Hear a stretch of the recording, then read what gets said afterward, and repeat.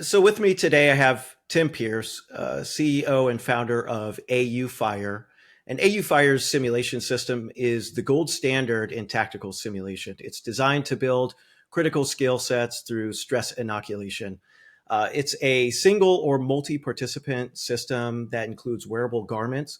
Each trainee is outfitted with a kit, all wirelessly connected to an instructor remote.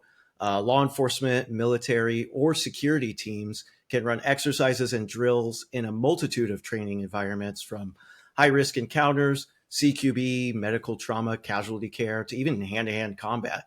And the instructor can initiate a neuromuscular shock to immobilize an appendage, rendering it inoperable, causing the trainee to have to adapt to the environment with this simulated severe injury.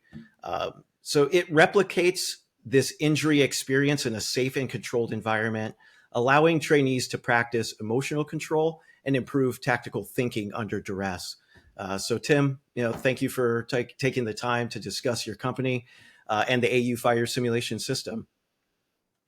Oh, thank you. That was a great description. Appreciate it.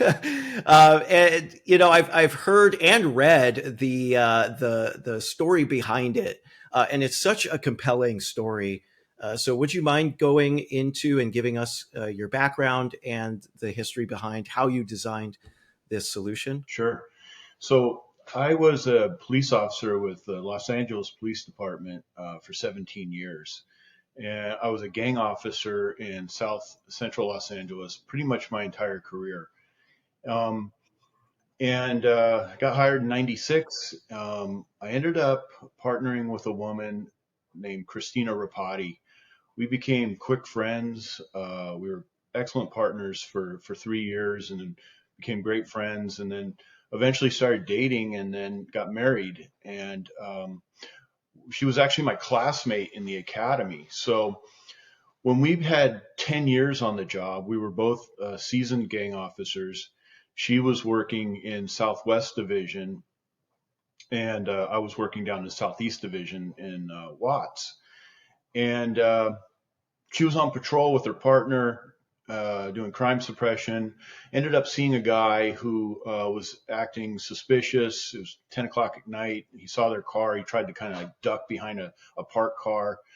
So they pulled over to figure out, what was going on with this guy. And she was passenger. She jumps out and makes contact with the guy on the sidewalk. Says, "Hey, come here."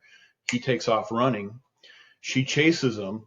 He runs around a corner across the lawn up to a fourplex and is trying to get in the door of the fourplex. Um, and she catches up to him and grabs him by the shoulders and tries to rip him to the ground to cuff him and figure out why he's running. She had said that when she was chasing him, she was watching his hands and didn't see a gun in his hands.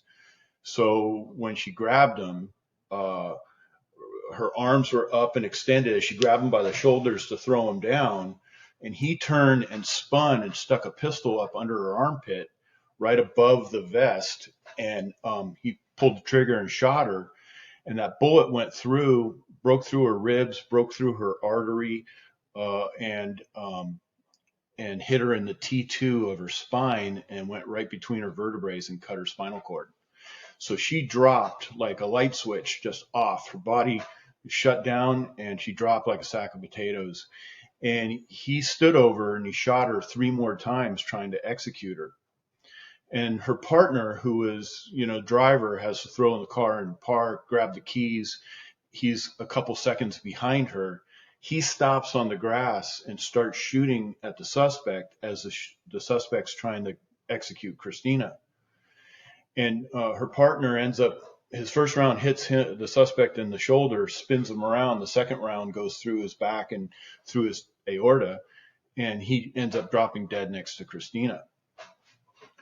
So I'm working in Watts. I hear the help call. My partner and I fly up there, and we get there, and the paramedics had just gotten there and were just getting down and putting their boxes down and getting ready to start working on her. And we had some SWAT officers in the area, and they were actually first to get to her. And they had just been cross trained as medics. In fact, they had just graduated the medic course like 2 or 3 days earlier. And they were the first ones in LAPD to be cross trained as medics. So they ended up on the porch with her and had her bagged and doing CPR and all that, keeping her alive until the paramedics got there. And then I got there and I got down next to her and I was looking at her, and she was sheet white, no blue in her eyes, completely dilated. Her eyes were locked and fixed. And she had this big pool of syrupy arterial blood coming out from under her back, down all 4 steps and out onto the walkway. And I actually slipped in it as I went up the steps. And I, at that point in my career, I'd seen hundreds of people in various stages of shot dead or dying. And I took one look at her and I was like, there's no way she's going to make this. So I got down on a knee. I was just talking to her, telling her she's got to fight, and then helped get her on the board. And then we broke traffic to the hospital. And then I was in the trauma room with her. They cut everything off of her and gave it to me. And I watched 5 pints of blood go into her, 5 bags of blood go into her once they got one of her veins open. Ultimately, she survives, and she's a T2 paraplegic, so paralyzed from the nipple line down. She's in a manual wheelchair. And we were running around the country doing all kinds of physical therapy, all kinds of experimental therapies.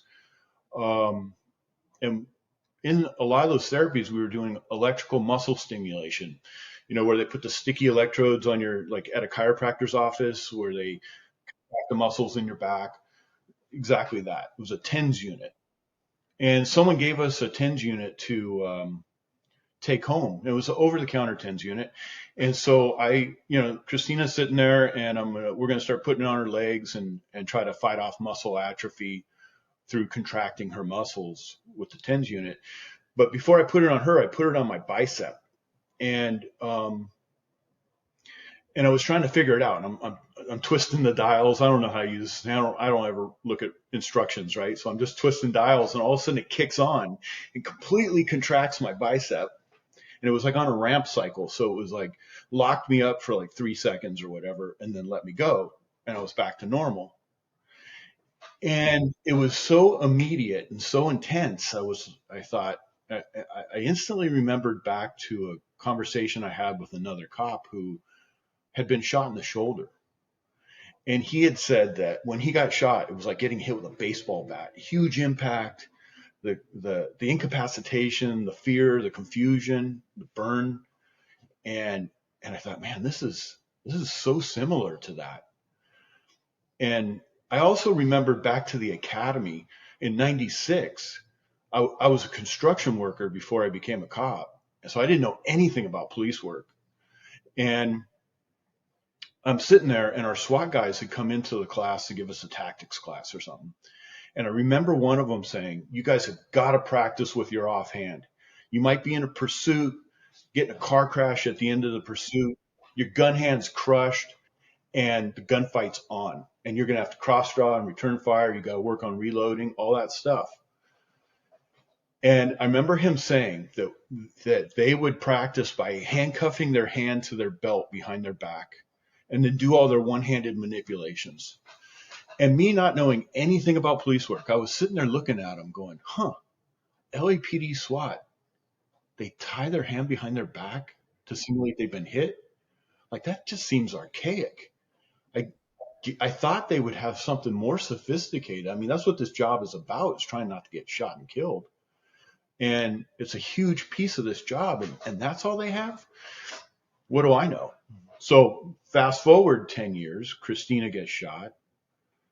And now we're playing with this TENS unit, and I've got this idea. And now I know people on the SWAT team. So I call them up, and I'm like, hey, how do you guys simulate that you've been hit? And my buddy goes, oh, we got this glove that we put over our hand, and we tape it shut, and that way we can't use it. And it's this pipe thing that we've done before. And I thought, oh, wow, nothing has changed since 1990. And so I thought, if I could make this thing remote control, I could make a gunshot wound simulator. Because when it locked me up, I thought, it's immediate, it's totally disabling, totally distracting and totally out of my control. That's got to be the same thing as getting shot, or it's got to be as close as you can get. So I ended up hiring an engineer, an electrical engineer, and took some TENS units, and I lit him up and I said, "Hey, can you make that remote control for me?" And he goes, "Yeah, I can do that." So that started the prototype process. Yeah. And the first prototypes, we built it into a wetsuit so that we could run wires all over somebody, but that was obviously, didn't work. And then I made a harness out of a climbing harness and a camelback and a bunch of spare parts of stuff. And we were routing wires to the biceps, to the forearms, inner and outer forearms, to the quads, to the calves, and using sticky electrodes. And so we could now we could Wow. basically we could Yeah. control a person's body completely, remote control.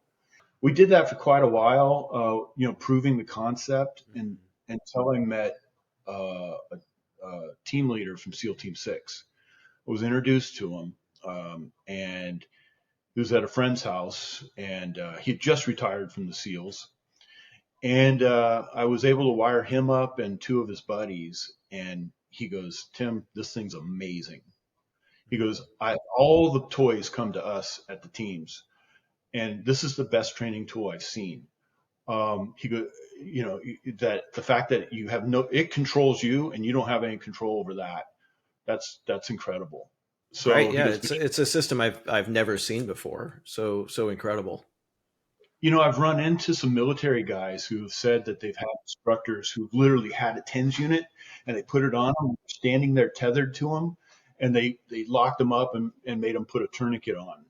So the like some people have seen the potential of using a Yeah. TENS unit, but I, I'm the first one to make it a real product. And what that SEAL told me, he goes, you've got to turn this into a garment, which I knew I needed to happen. I needed to do, but we finally got that done, and that's the state it's in now. And I can tell you more about that. Yeah, yeah, and as I'm a military guy. I was in the Marine Corps, and I see the gap within military training as well, and not just a need for this system, but the negative training scars that are developed right now without a system like this. Because we mainly trained with blanks, and the only time we simulated a wound was if someone said, "You're wounded" or "You're dead." We also used simunitions or laser-based systems that lit up when we were hit, but there's definitely a physical disconnect. And all these methods have a serious lack of realism, causing those serious training scars, just going through the motions without capitalizing on primary, secondary, tertiary training opportunities. Yeah, the more that I've been practicing and exposing A.U.Fire to the market, Mhm. I'm starting to see that the actual accepted everyday training in law enforcement is the actual training scar. Like we did just recently down in Texas at the Alert Training Center, which is the active shooter training center, I think the biggest one in the country.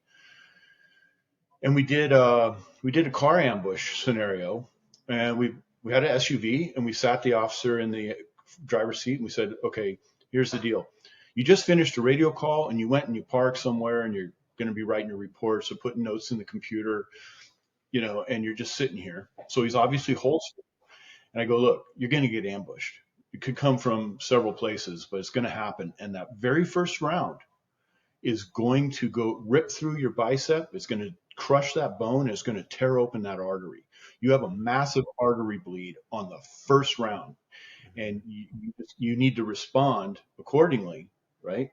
Yeah. Now they weren't wearing A.U.Fire, so I would tell them, and this is we had some of them with A.U.Fire and some without, but this guy's not wearing it.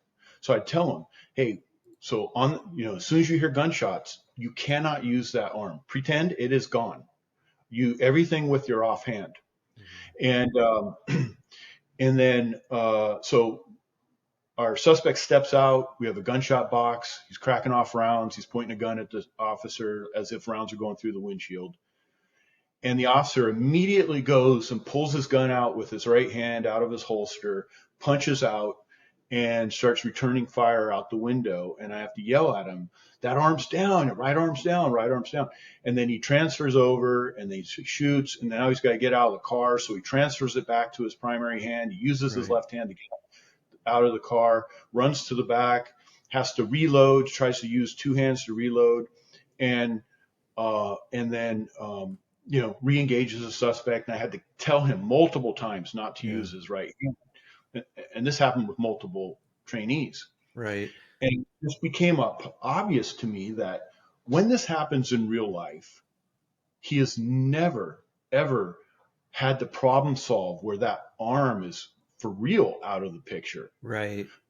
He's subconsciously he's depending on that primary weapon hand to be Right. functional. Yeah, and He that can't. was a missed opportunity to cross draw, with his weak arm. Yeah, and it just was so obvious to me that that's the training scar. Hmm. Our accepted training is the scar, and Hmm. to let law enforcement off the hook. I mean, we've never had a way to do it. So that's the only thing we can do until now. Yeah. So, but it was just eye opening, to see that. Right.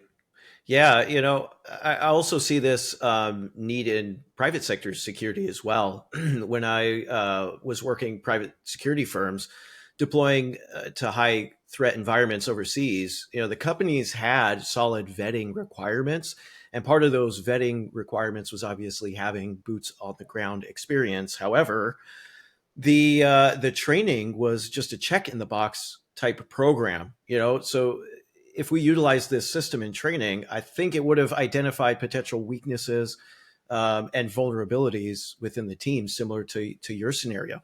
I saw a lot of lackadaisical effort put into training, which was disturbing at times. I mean, even just within our driving training and vehicle dynamics, evasive driving, high speeds in up armored vehicles, simulating injury while driving on a track, a controlled environment, or even on water to control a spin out would have been, just next level. Yeah, imagine executive protection, right? Hmm. Guys are plain clothes, and a mass casualty happens. You've got Hmm. your principal, I think that's what you call the Yeah. Hmm. person you're protecting, and you got say four guys around them, and someone dumps on them, right? Tries to Right. execute the target, but gets the executive protection detail also. Hmm. Look, if we hit them in the offhand, now they're going to draw out and they're going to return fire if they're under fire. Right. But how do they now, with a gun in their hand, deal with the principal and open car doors and get them in Right. all with a gun Right. in their hand and trying to reholster a gun quickly on plain clothes Hmm. so that you can grab the person and shove them in a car, get the door open, shove them in the car, throw the car and drive, start the car, throw the car and drive, Right. Exactly. it's Yeah. you can't practice that. Right. Right. Even with a vehicle immobilized, getting the principal off the hot zone, um, calling QRF, returning fire, all with one hand, and a multitude of other things. That's Yeah, definitely adding another layer to the already existing training.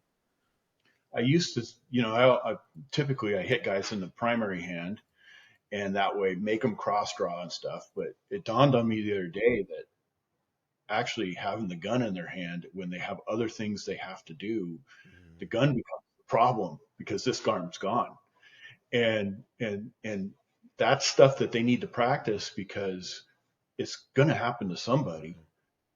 So yeah, it Right. I, the product just keeps surprising me. Look, Hmm. I started with a basic concept, and the more we get out there, like that's why I can't wait for real good trainers to get their hands on it. Because I was never a trainer.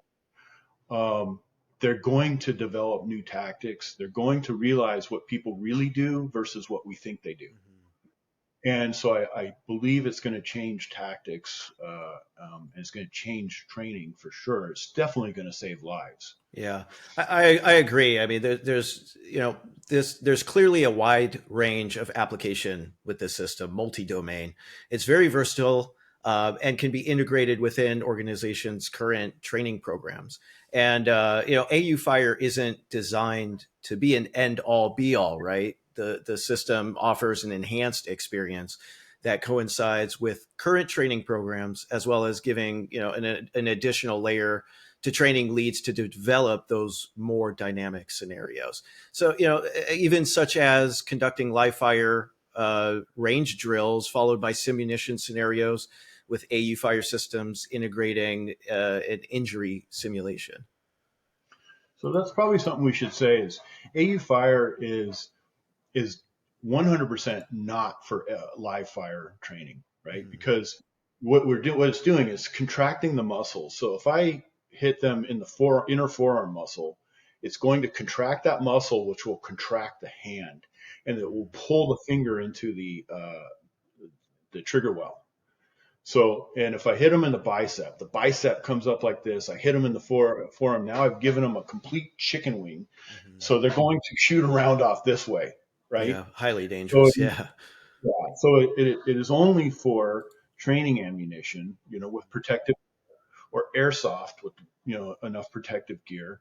So Sims or UTM or whatever, and airsoft um, are the ideal training tools for it, but not live fire. It's just too dangerous for that. And the other thing, if I hit them in the outer forearm here, their hand will open. They'll do like a Spider-Man. It'll force the hand like this. And sometimes they'll drop the gun or they can barely hang on to the gun. And yeah, that's definitely a very good point. With live fire range drills without AU Fire systems, and that could include CQB. But if you're going to go and introduce this additional layer of training, simunitions, dry fire, or blanks. So would you be willing to discuss, some of the current end user experiences with the system and how they're planning on using it within their training programs? Yeah. So, like I said, we were out at Alert and we created a curriculum for them. And what we did is we started the day off with a tourniquet refresher class, right? Mm-hmm. So, quick 30 minutes, go over the best practices with the tourniquets. The trainees got a lot of practice with tourniquets the rest of the day, so we wanted to refresh them there.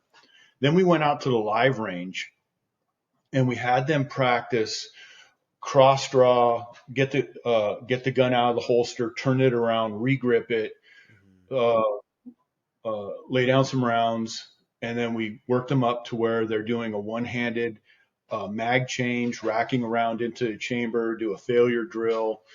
And so it was like baby steps, cross draw, offhand shooting, refresher. That was like 60 minutes max. And we had about 13 people on the line doing that.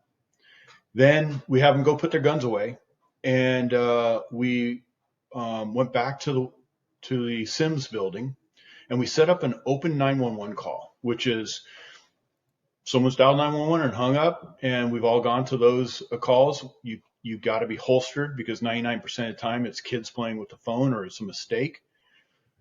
But there's that 1% of time where it's a guy beating his woman, and she grabbed the phone and hit 911. He grabbed it from her and hung up, and now he's just killed her. And you're on your way to that house, and you have no idea, and you're holstered, right? So what we did is we had a long hallway with a couple apartment doors, and the last one, was the target location. We tell the officer, hey, all right, it's apartment 103, 911, hang up, no more information, go handle it like you normally do. So they walk down the hallway, and sure enough, the doors cracked open, and as soon as they get close enough, we had our suspect pop out, start shooting rounds at them.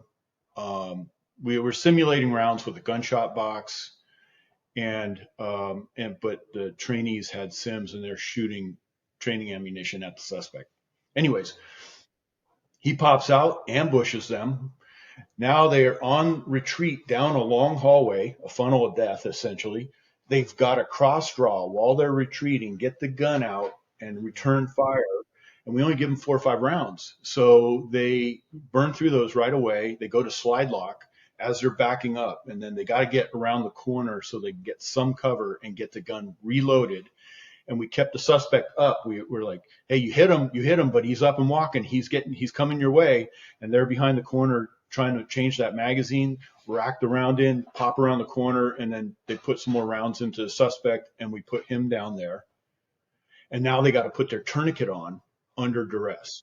So they Yeah. got to get in a position where they still have cover, they can keep eyes on the suspect that's down, and they can work their tourniquet and communicate on the radio. Outstanding, outstanding, um, outstanding training. Hmm. So after that, we go back outside and we have an SUV and we do that car ambush where we sit them there as if they just finished a radio call. They're holstered. The attack comes from the front. They are forced to cross draw from the seated position, shoot out the window at the suspect, and now they've got to get out. Their right arm is completely locked up. They got to get out of the car with a pistol in their hand. And so a lot Hmm. of times they're like doing the pinky on the door handle with the pistol in their hand to kick the door open, run to the back of the car for cover. They got to get that mag changed and then re-engage the suspect from either side of the car. And then once they put the suspect down, they got to put their tourniquet on. And we keep the A.U.Fire on the entire time, so there's no Yeah. cheating. They literally cannot put that tourniquet on like they're used to in a Right. classroom. Just Hmm. adjust their arm, use their elbow, right? Hmm. Um, and then we go back into the building, same hallway, and we say, here's the new scenario. It's a downed officer. A detective went to apartment 103 and he was ambushed. He says that he's in the doorway, his head and shoulders are in the hallway, the rest of his body's inside the house. The suspect retreated back in the house. The detective says he's paralyzed, he can't move, and he needs a rescue. So we send 2 officers. One is the primary officer, and he's wearing A.U.Fire. And the secondary officer, he's in on it, right? So they're gonna go up together to the door, and the secondary officer has to holster his gun and get down and scoop up the rescue dummy, the detective, with both arms and pull him out of the doorway and pull him back to cover. But before he can do that, because he's so exposed because he's holstered, Yeah. the the primary officer has to step over the body, step into the living room, and be a body block for his partner so he can save the detective. Mm. And of course, once he steps over that body and he's covering down, he's looking into a couple dark rooms.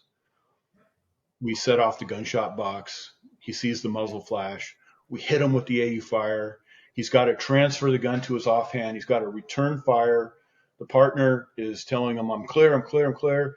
And now he's got to back out of that apartment.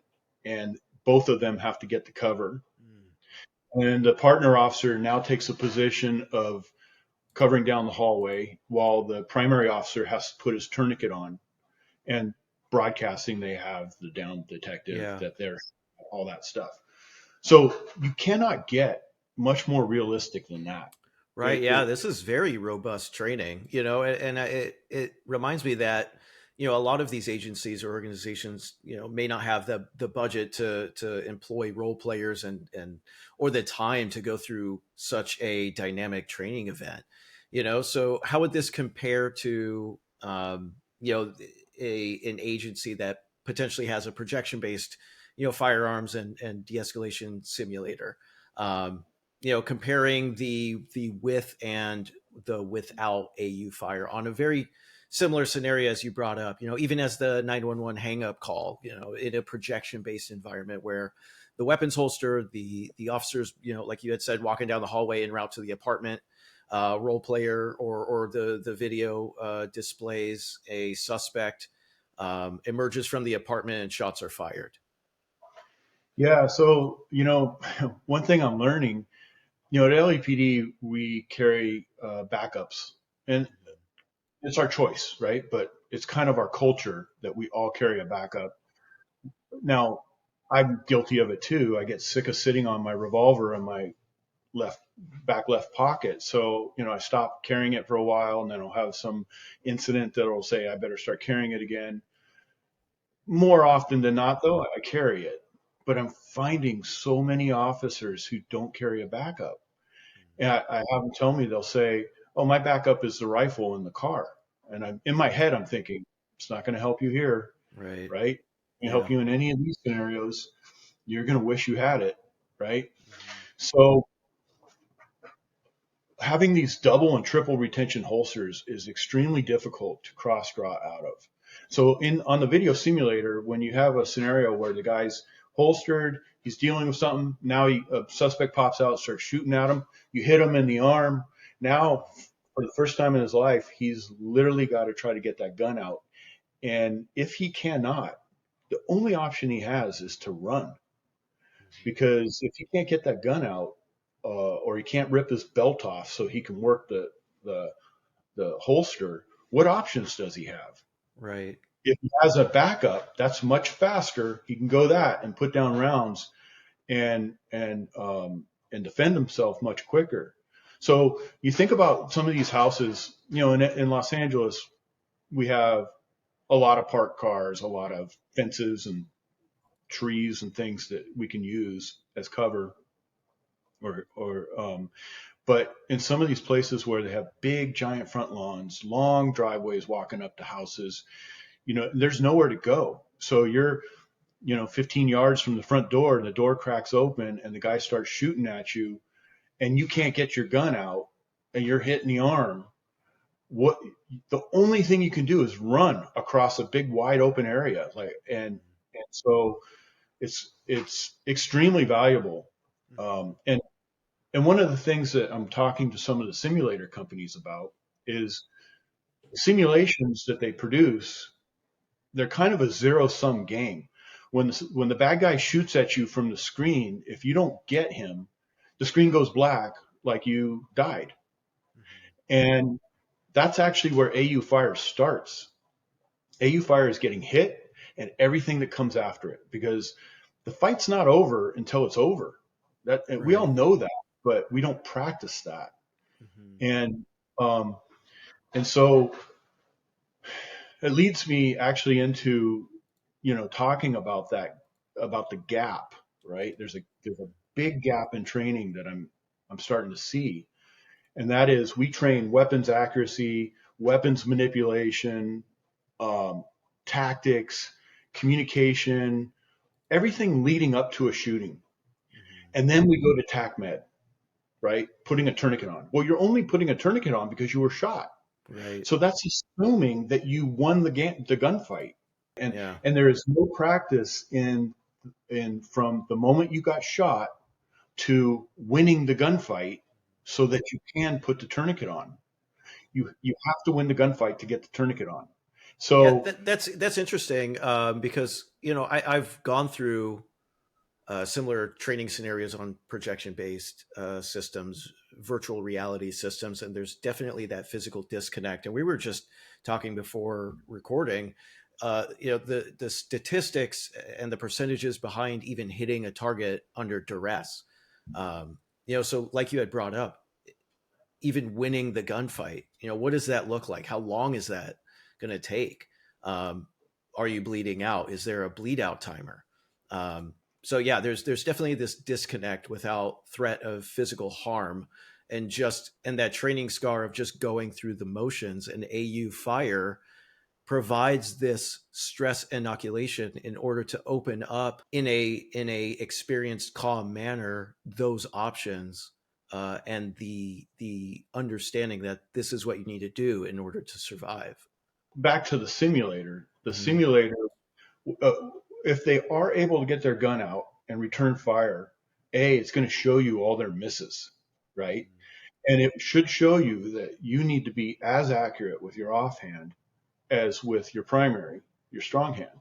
So, um, and and that's not going to be the case. So it's a great reminder when they play back the scenario to see that they have six misses around the suspect. And there's consequences in the background, that we all know. Like, what if it's a Home Depot parking lot and on a Sunday, there's people all over the place, and you can't miss because you're going to kill some innocent out there. Mhm. So it's really an eye opener. The simulators are very valuable, and training with A.U.Fire on a simulator is extremely valuable. But what I mentioned earlier is I've asked uh, uh, two of the simulator companies to create scenarios specifically for A.U.Fire, so that the suspect keeps shooting at you Mhm. until you hit him. But on his first round, when he shoots his first round at you, that's when the instructor can lock you up with A.U.Fire, force you to return fire, stay in the gunfight offhand or support hand, and until you hit them. And I've asked them to put a bleed out timer in the corner of the screen where that first round the suspect shoots at you, that timer starts, because that we're training worst case scenarios. Mhm. So worst case scenario, that bullet's gone through, it's broken that brachial artery wide open. You're pumping out blood like crazy, and you can't stop it until you get the fight done. Until you win the fight. So you can review it. You can review the scenario and see. Well, he shot at me. He got 24 rounds off, and it took me 8 rounds to hit him. And my bleed out time was 75 seconds. Then you go round two, and now you're more acclimated. You understand the confusion is going to be less. What we're doing is we're closing down the confusion window when you get shot with this training. So now you get hit, your cross draw is better, your aim is better, you're focused, you're looking at your sights, and you say you hit the guy in 4 rounds, and he only got 16 off or 12. You cut your chances of death in half or by 40%. And so those are extremely valuable metrics. And you shrunk your bleed out window down to say it was, 50 seconds instead of 75 or whatever. Mhm. But you can literally see the improvement from training with this equipment because you're shrinking down that confusion window. And Yeah. your first time getting shot is your first time getting shot. So how do you know?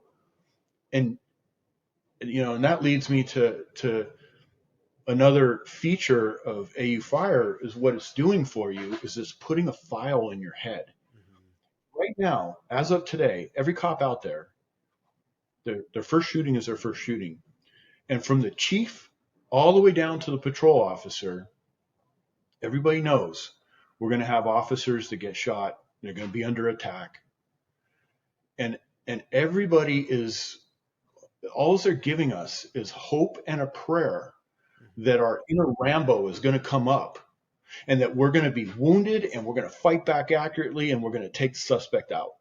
That's but but when you think about it, when you're shot, it's the most critical moment of your career, the most critical moment of your life. Mhm. And when you're wounded and the suspect's up and coming at you and or still shooting at you, you're going to realize you have absolutely no files, nothing to reference.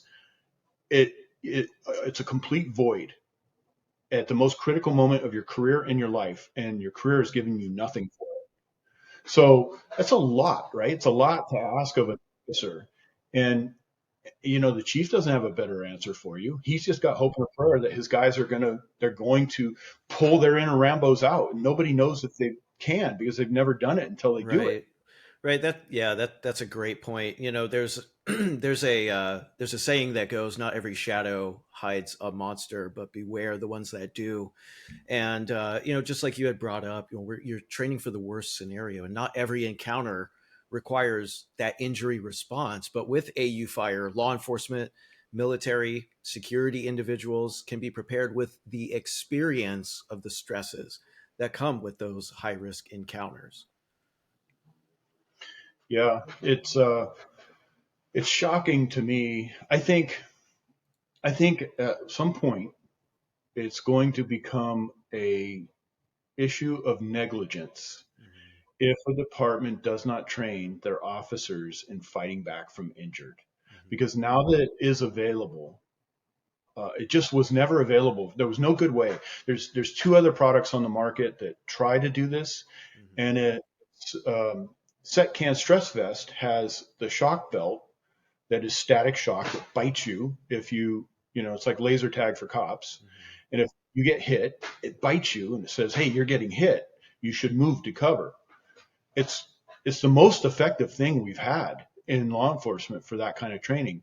Sims rounds, they hit you. It's like I could power through that. Like that didn't stop me, right? Because I'm wearing a Mhm. whole bunch of thick clothing, right? It's Right. it's it's good, but it's it's Yeah. it's a lower level of realism.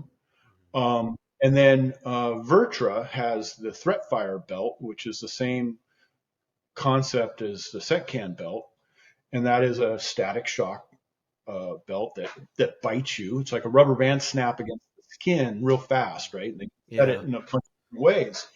It's good, but that is getting shot. Where AU Fire is the only one that incapacitates a limb, forces you to problem solve under duress in real time, and um, and then it it's training the brain, not the Mhm. body, right? Yeah. That's a good point. So, let's discuss how this system inoculates that stress and how does this aid in those critical decision making uh, in those times of duress. And so, real quick, I'll give you my thoughts, and then I'd like to hear yours. So here's what I think from a simulation training perspective. So whether that be the integration into projection-based firearm systems, virtual or augmented reality, even the physical role play force on force. And as you know, I'm in North Carolina, and I wrote an article on immersion versus presence in virtual reality training scenarios based on research literature that came out of North Carolina State University. And I guess analogously, this can be used for other sim solutions, but the study was virtual reality platforms.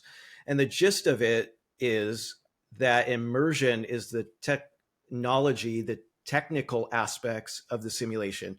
So what does the hardware look like? The higher the multimodal system, so audio, is there audio and visual, audio visual, haptic, olfactory, the more sensory channels in a system, the higher the quality of realism, aka immersion, right? And presence, on the other hand, is the experience. It's your psychological response to the simulated environment, aided by the fidelity of the immersion. So the findings were the more immersive, the more sensory channels, the higher level of presence in trainees, the higher level of presence, the more engaging the training became, ultimately leading to higher levels of training effectiveness. And there were other factors such as perception being a part of that, whether the trainees believed the training system was even valuable, regardless the immersiveness. So for me, A.U.Fire systems, we're hitting an additional layer of modality to training. The motor cortex, replicating physical restriction of severe injury. And I believe the quality of training is higher. Therefore, the sense of engagement and presence is also higher. And then, of course, with recurring training in a controlled environment, A.U.Fire systems can really desensitize stress, like you had said, adding those experiential files, leading to a calm mind under duress, which in turn, there are more options available when needing to make those critical decisions. Yeah, that's actually another point that I want to make is that with AU Fire, like I said, you're training the brain, not the body, right? And this is not a product that makes a cop go out there and kill better, be more accurate. It ranges the full span of de-escalation. Obviously, the ultimate form of de-escalation is putting down a guy who's out in public shooting at other people, right?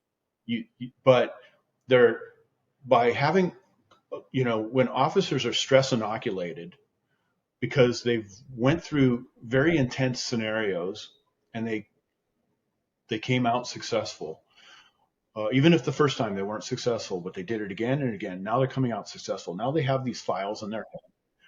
When they are in a tense situation, we've all been there, where all the comments of the call says, this is the guy with the gun. You stop him and he won't cooperate. He won't show you his hands. He doesn't know what you know. And he's just angry. And you got him at gunpoint and you're halfway back on the trigger and you're saying, as soon as that hand comes around and I see anything metal in that hand, I'm dumping this guy. Right? Having that awareness in your head, and also having been through some scenarios where you were hit and you were able to return fire and you were able to hit your target, that having that experience in your head builds confidence. That confidence nugget is there. So instead of feeling like, look, this is a zero-sum game no matter what, there is more time. So the more headspace I have, I can think of things to say, Right. to calm this guy down, or to get him to just do the next thing I need him to do to stop this whole situation.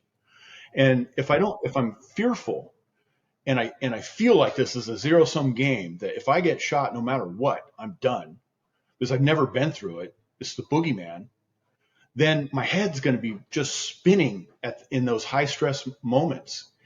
And so that's where I feel like A.U.Fire develops a room in your head to see de-escalation options, or to employ de-escalation uh, uh, techniques, because you're going to be a little bit calmer because you've been there before. And not that you're going to be less vigilant, but you're going to be able to think under those high pressure situations. Right. So it's extremely valuable for, you wouldn't think that the product is a de-escalation product on face value. But when you really look at it, it 100% is. Because look, if we get shot in the head, we're done, most likely. We get shot in the body, there's a good chance we're going to survive. But we get shot in the arms and legs, we can still fight, and we can Right. fight back accurately. But how do you know unless you've been there before? And if you've been there, then you're going to understand, like, I can still do this and I can still win. And it isn't a zero-sum game. So having that confidence opens up that room to see those de-escalation opportunities. Mm-hmm. Yeah, especially with recurring training with the systems themselves. Speaking of which, a lot of agencies and organizations, have the question of how safe is this neuromuscular shock system? Um, and your company evaluated several medical case studies on this topic, which is posted on your website in a 37-page medical white paper. Would you mind just summarizing the key points, of what makes this system safe to use? Yeah. So TENS units have been around in the medical community for 70 plus years. So I did a couple things because I knew this was going to be a question in the market. And one, I hired a 45-year career physical therapist who had just retired.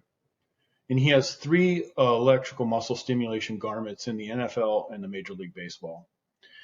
And I said, obviously there's going to be some fear about putting electricity on body. Can you help me find medical studies that show the safety of TENS units in the medical community? So he found me 26 peer-reviewed studies from the most feeble patients, like post-cardiac surgery patients, people in a coma, all the way to elite athletes. And so we summarized that in the white paper you referenced, which is on my website under resources tab. And so we put that there. I also asked him, I said, is there any chance that this will tear muscles or tendons? He goes, no. He goes, we've done studies on elite athletes where we've wired them up, say put them on a squat rack, and we've used TENS to fire off all their muscles to make them squat like, a tremendous amount of weight. But what we learned is that the person themselves can contract their muscles, independently contract their muscles on their own, much tighter then a TENS unit can do it. And so, and like where the surprise comes in with the TENS unit is it's immediate. So it alarms you, it startles you. But when most people, what they'll say is that it's not painful. It's just got me. It's weird. And you can feel the muscle kind of pulsing. Some people register it as pain. Most on that first jolt, since it's so immediate, they'll say that's painful, but then they'll realize it's not. And then, and then I took it. Our LAPD SWAT doctor, Dr. Anaba, is I think a 15-year reserve police officer with LAPD. He's trained up to be on our SWAT team, and he is our SWAT doctor. And he is his day job. He is head of trauma surgery at County USC Hospital in downtown LA. It's where a lot of our gunshot victims go. So, military comes in there to train their medics on combat-like injuries, because we have those here in Los Angeles.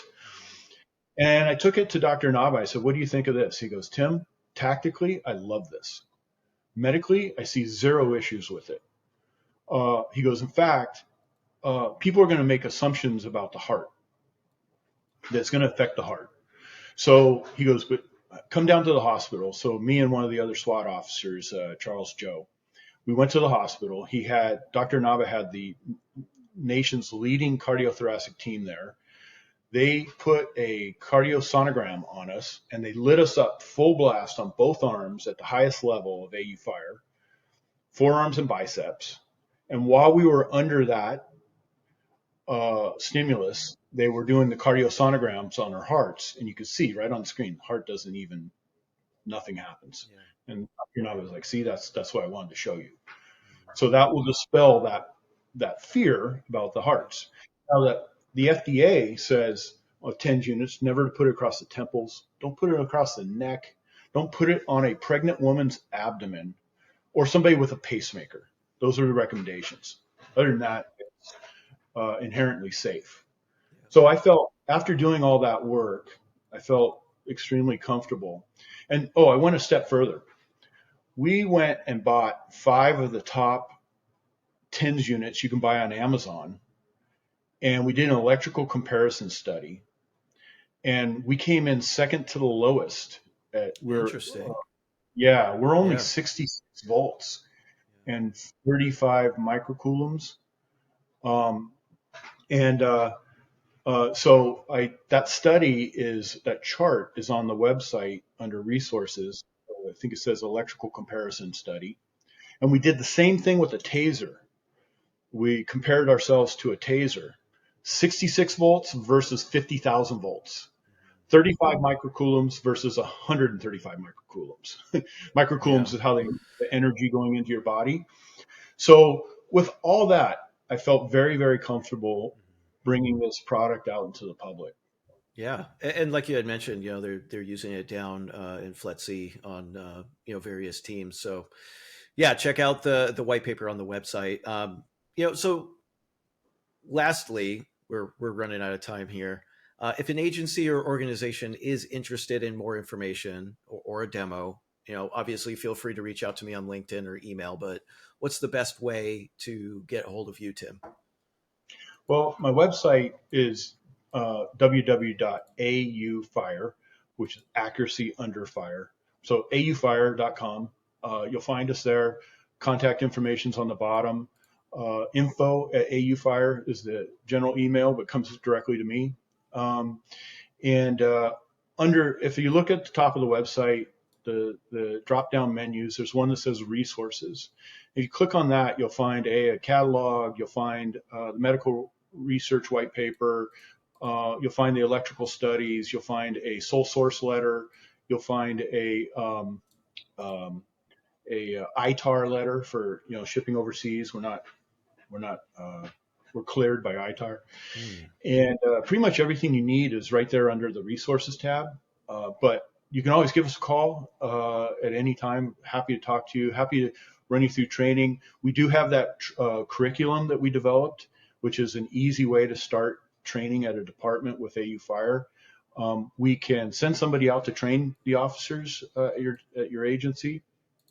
We can send a demo unit and get a quick demo done. We usually ask for the kit back within a week. Um, and yeah, so we're happy to help in any way we can. Yeah, perfect. Again, thanks for carving out some time and having this great discussion with me. No, thank you, Jared. This is great. I really appreciate it. Awesome.